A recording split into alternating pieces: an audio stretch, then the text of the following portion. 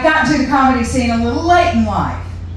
And I'm a little sensitive about my age, so I have to keep reminding all the millennials and Gen Zs to stop asking me if I'm working on my bucket list. The answer is yes. And I don't need an early time slot, so I'm not up past my bedtime. But I appreciate it because driving around Minneapolis for a place to park at night is very stressful. And with the money I save on Xanax, I can take an Uber. Here's the thing. Age 60 is the new 40. You'll find out. So that means all these millennials are still going to bed with their blankies. And the Gen Zs haven't even been born yet. They're just floating around the cosmos like stardust. So they can put that in their hookah and smoke it. I told that joke the other night, and this man yelled out, "Okay, boomer." 20 years ago, I was 13. I said, "Sir, I didn't mean you were still taking your blankie to bed when you were 13. But I do know what he was doing in bed back then. And I bet he wished he had a blankie with him. My husband doesn't like that joke. He told me it's too salty.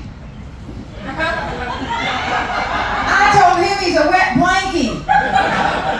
But seriously, I love the millennials. My daughter's a millennial, and it's so hard for them to afford housing. To buy a home these days, it takes two incomes, the millennials and their parents.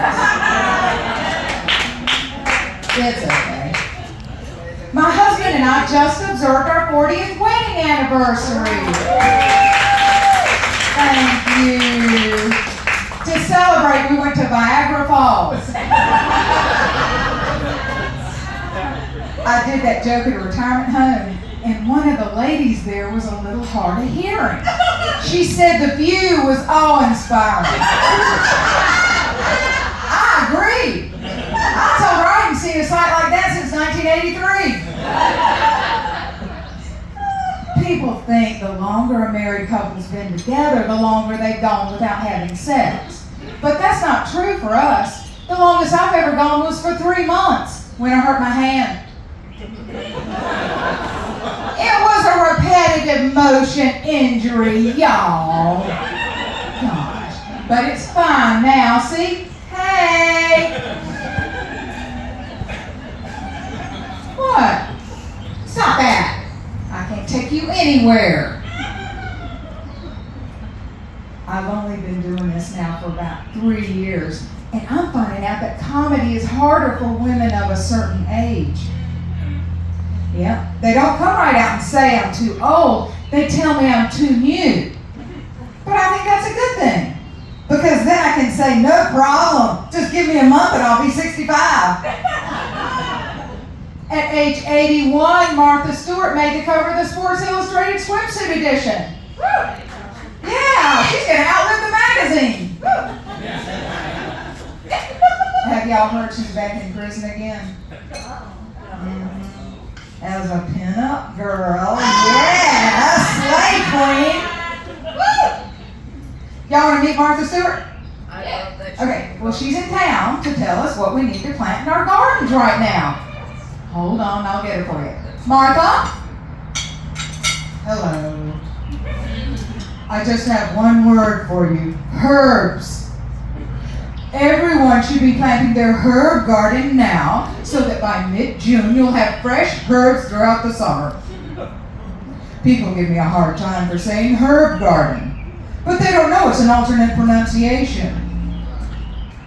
But even if it wasn't, I'd still say herb garden, just to mess with people's heads. I told my office manager I was taking the afternoon off to go antiquing, to find an heirloom gift for my daughter Lexi's wedding. Only I didn't say heirloom. I said heirloom.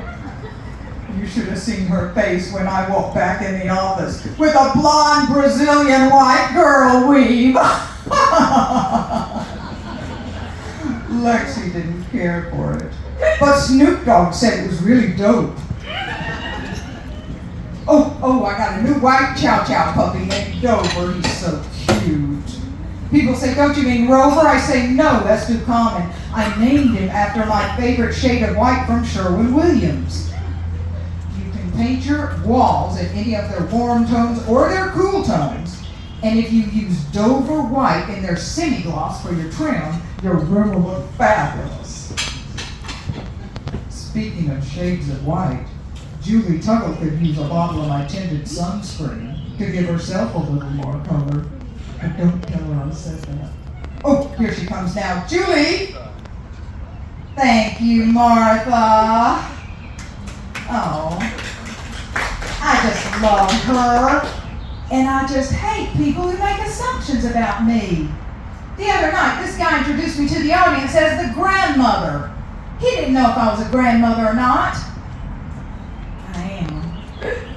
But if he'd asked, I'd have told him that grandmother is not one of my preferred pronouns. Even the breakfast cereals are getting woke. Rice Krispies is changing the names of Snap, Crackle, and Pop. Snap and Crackle are now he, him, and she, her. Pop was he, him, but he's transitioning next week and changing his name to Mom. I'm just kidding. He's leaving Snap and Crackle for Captain Crunch. He said he never could resist a man in a uniform. You know, I always suspected Captain Crunch was gay. Because who wears their Napoleon hat in the grocery store?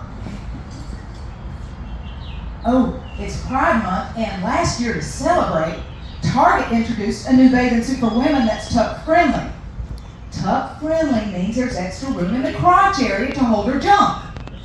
The sales lady brought me one to try on, but after I crammed my car keys and my cell phone down there, I could hardly walk. And then she told me what she meant by junk. Have y'all seen this bathing suit?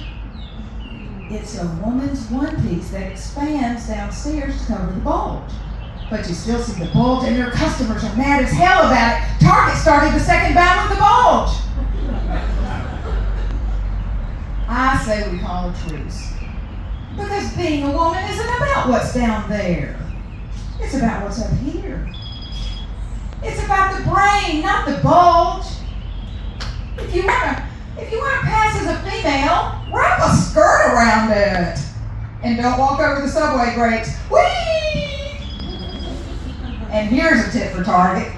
Give women a tuck-friendly bathing suit with extra room at the top to put our junk, so we can ditch the purse. And that's for a bullseye. Thank you.